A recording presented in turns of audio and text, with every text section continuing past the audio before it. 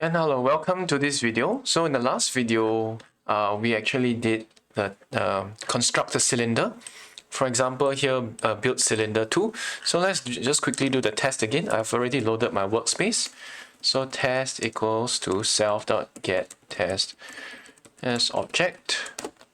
Okay, and then yeah, maybe I can actually never mind. I won't do the print help thing here.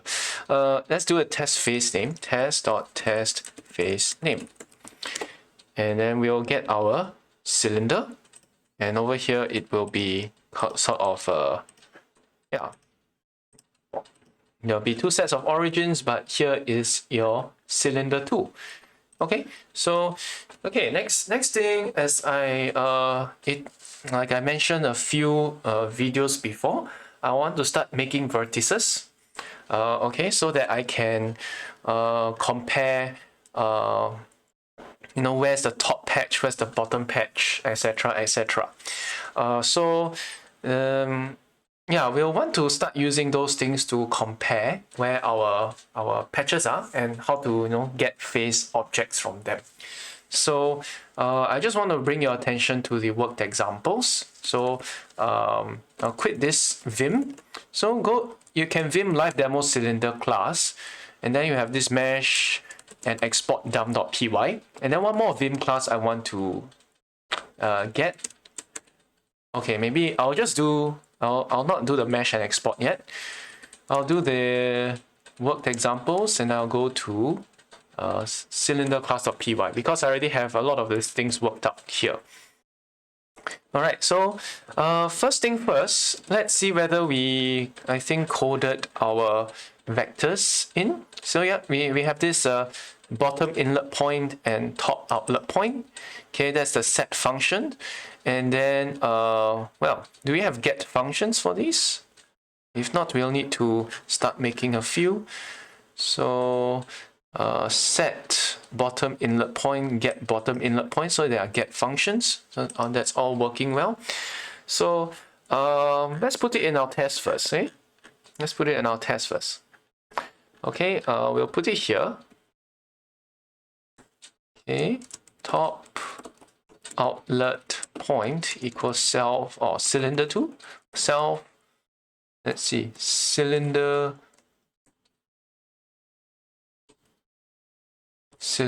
object dot get top outlet point, bottom inlet point equals cylinder object dot get bottom inlet point. So now the first parts, of course, I will just put some comments here. Okay, we are initiating the cylinder build process. So the next part will be, now we need to get the vectors, or vertices for referencing for minimum distance. Okay, so for minimum distance, we need a few things. We need two shapes or two objects. So one of these objects could be the top outlet point and the bottom inlet point. We'll need the phase itself, here, and of course we need the measuring distance function. So we already have a measuring distance function. It's a get minimum distance, and one here that says get vector. Okay, and we used those to build cylinder 2, as you can see here. Okay, so and we can see that the height, here is using this get minimum distance thing. So we will use this get minimum distance function sooner or later, but first we need to get the phase. And how do we get the phases? Okay, there are a few examples online I can show you shortly, but I already have some code here which I want to sort of show you. Okay, there are some functions that are already programmed in, and let me show you how they work. This one's in the worked examples is a bit richer than what you have here. You have a get minimum distance vector and get minimum distance. So this one actually returns you the components as well. You can go check it out on your own time. I'm not going to do too much around here. So let's see. So you can see this function here is get group from shape. Yeah. So where did I get it from? Okay, I will usually go to the Salome Python Geometry GeompY page. Okay, I'll go to here and I will go to this place called working with groups. Okay, working with groups, and then you see this part here. It says create group from faces of the box of whatever face you want. So you can see this thing here is just here to create groups. So this is the syntax I'll use. Geompy, correct? This geompy.create group. Okay, there will be your shape. There will be your shape object, and then there will be this shape type, which is face by default. Okay, so this is the one I want to focus on, and I got it from here. And how does this code work? It says get group from shape, and then it will load the object instance, and the shape I will just set it as a default string. If shape equals to default, then the shape will be just getting your standard cylinder. Okay, and then self geompy shape type face will be the kind of shape that you're loading into this group. So this group, what's this group doing over here? This group is here to say, hey, I want to return some faces. Yeah, I want to return some faces. Okay, so let's just copy this thing over. I'm going to use the visual version. Of course, you can use your Control-Shift-V, Control-Shift-C and V. That works just as well. It's just a matter of preference. So I want to copy and paste this thing, maybe, yeah, let's see, intermediate calculations. Yeah, this is where it should get. I'll use the insert and, no, I'll use the paste button. Let's insert, paste, okay.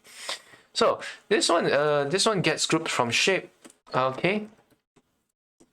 This function returns a shape group, a set of faces from the shape.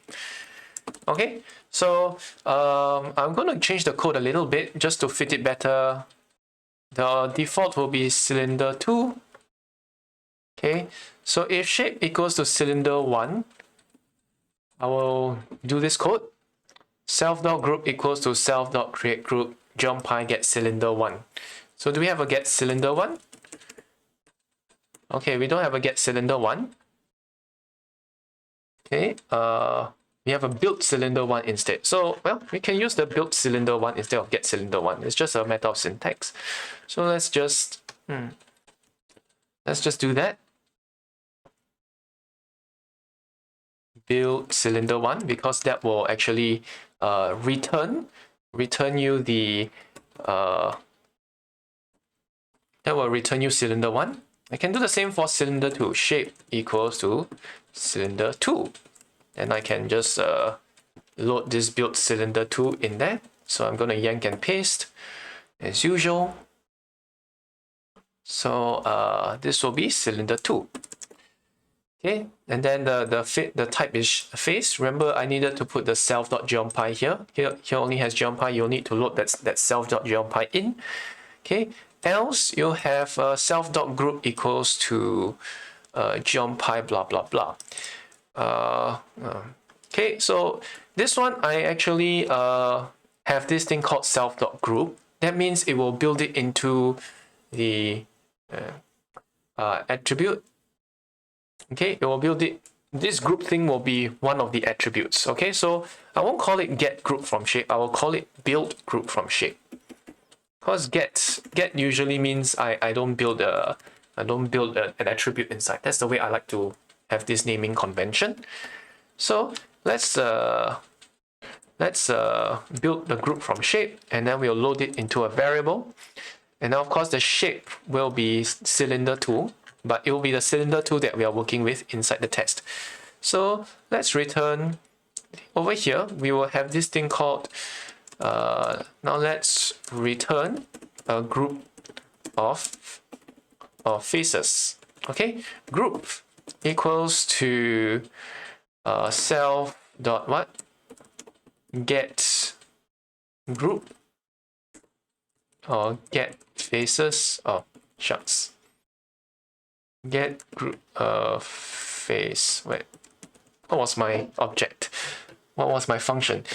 Since build group from shape. I'm so forgetful.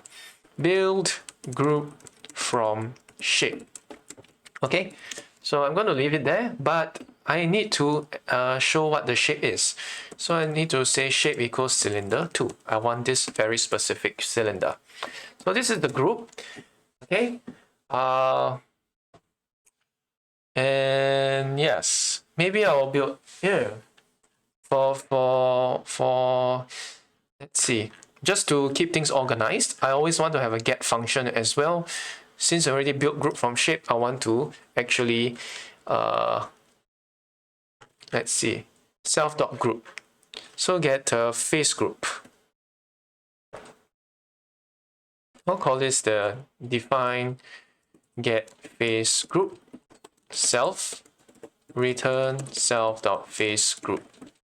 Okay, so because it's a group of faces, and I actually want to replace all this with this thing called face group.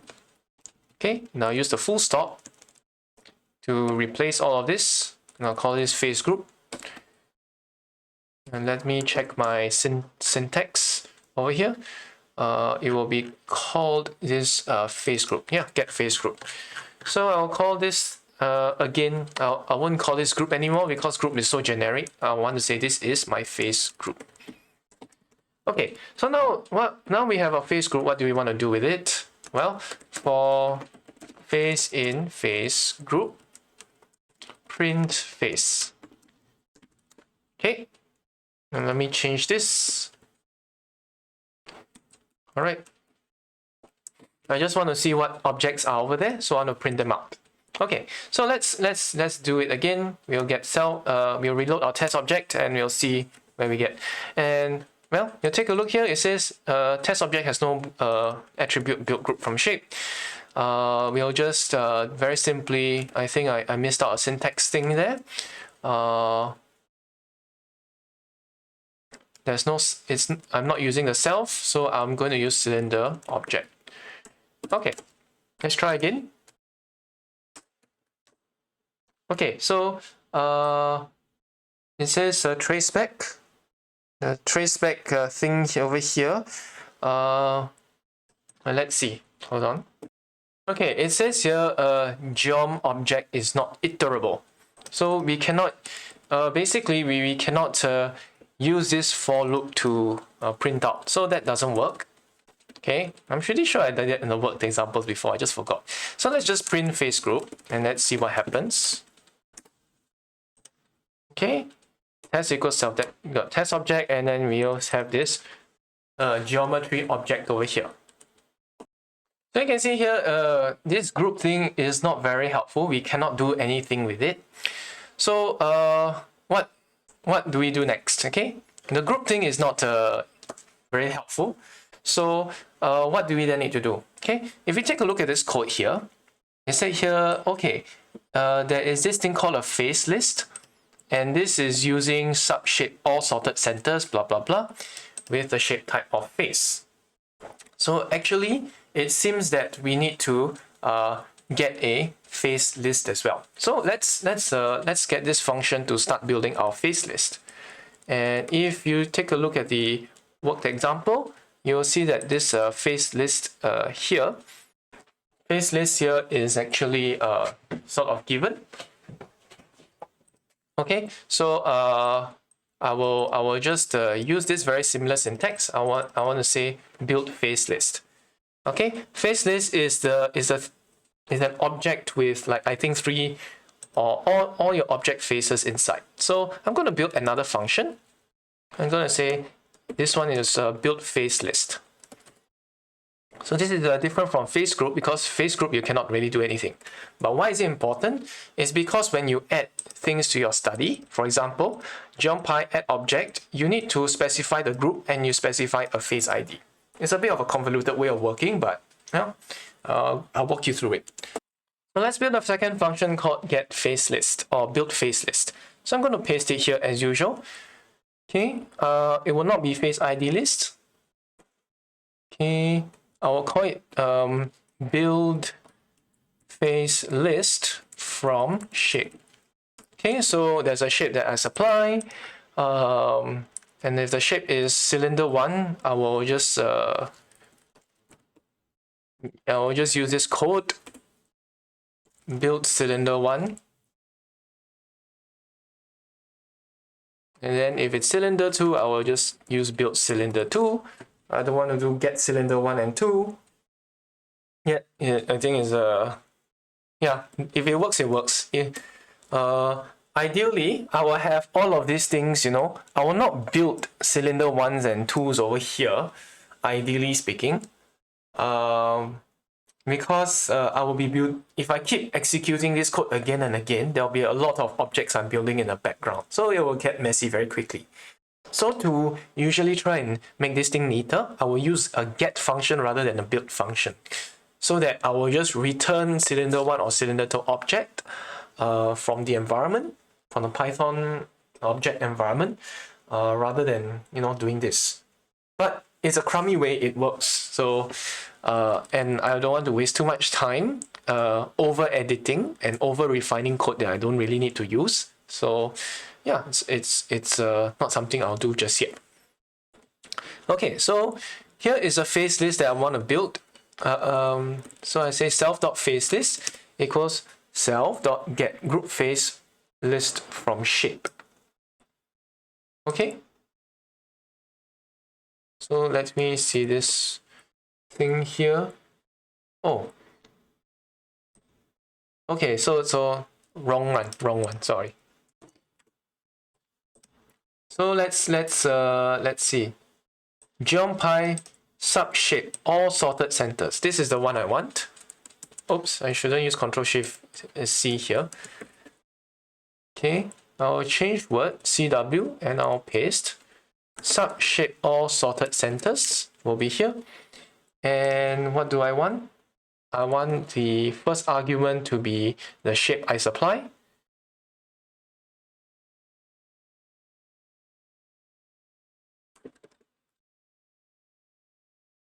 Okay, and this should not be indented because the first two arguments, if I say the shape is cylinder 1 or 2, then I will say the shape is whatever I define here. Then the self-face list will be self.geompi.subshape all sorted centers, and then I will need the shape type to be face. Remember, always use your self thing here. The object instance, very important. Don't have syntax errors there. Okay, self.geompi this shape. So this is how you build your face list. So is this one. This will give you a list of all the shapes, if I'm not wrong, and then you will be able to iterate through them. So that's the face group. Then let's do the face list as well. I'm going to put this inside test, and then I'll put this here, just under the face group. Okay, let's also return a list of faces so that we can compare distance. Okay, this group of faces is important for adding objects to GeompI. That's why this thing is here. But to examine the faces and everything, we will use this one first. Face list equals cylinder object dot build list face. Yeah, I'll call this build face list from shape. Okay, build face list from shape. Okay, shape equals to cylinder2.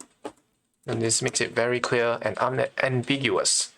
So let's print the face list. And for face in face list, we can print face. And also, okay, well, if we can print the faces, then we can start comparing distance. So test equals self that get test object. And look, now when we print the face list, this is what the face list looks like. Again, you cannot really see what this is like visually, but it shows you there are a list of objects over there. Okay, so how do we know that this is actually a face list or what? Well, we can actually do some distance measuring using these face objects. So let's do a get minimum distance, cylinder object.get minimum distance. All right. Then we have a start and end point. Cylinder distance equals cylinder object.get min distance. Okay. Get min dist.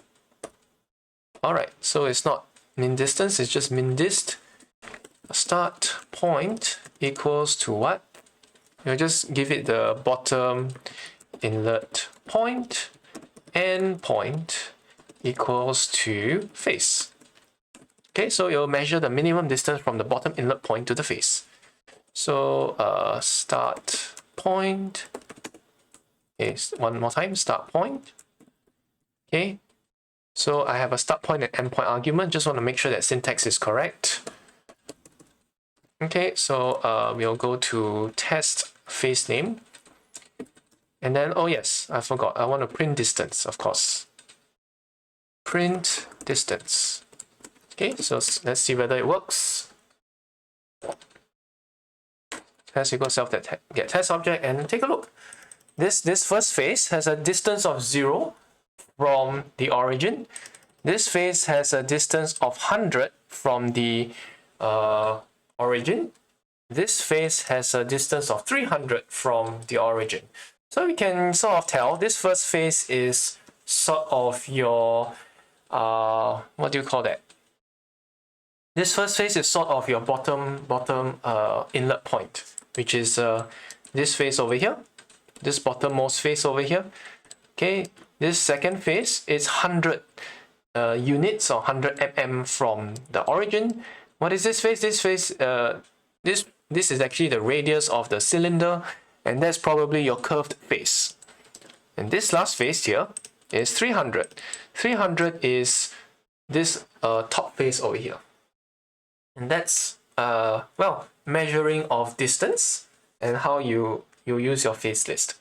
So next time, I will want to talk about how are we going to use this knowledge to add a group, okay, add the face, sort of selectively, okay, and of course get the face ID, okay, because getting a face ID is very simple. You just get the subshape ID, and then you say, yeah, I have this face, I have this shape, and I want the face ID. Okay, the face ID will be used in conjunction with the group to add objects to GeompY. So again, the workflow is a bit complex, but what you are doing here is first, I think you want to get your subface list, which is over here. Once you get your subface list, you want to start getting your face ID from here. And once you get your face ID, you can use that ID to index the group over here to get the correct face to add to the GeompY object. So it's 4 steps. First is to get the face list. Second is to get the face ID from that face list. Third is to well, get your group, and fourth is to add the specific face with the correct face ID. Of course, there are some if loops I want to run through so that I say, okay, if this base plate, so to speak, or this inlet's at the origin, then I will use that face. Okay, so that and more in future videos. I don't want to stretch this video too long. I shall see you again. Thanks for watching.